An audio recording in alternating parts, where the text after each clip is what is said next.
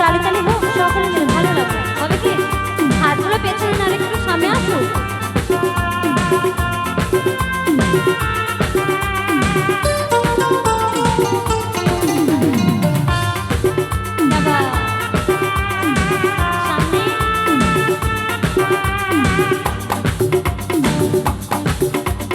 গোল তিনটে শাড়ি পরে গড়িয়া হাতের মোড়ে আসতে পারি ঠিক সন্ধে ছটা।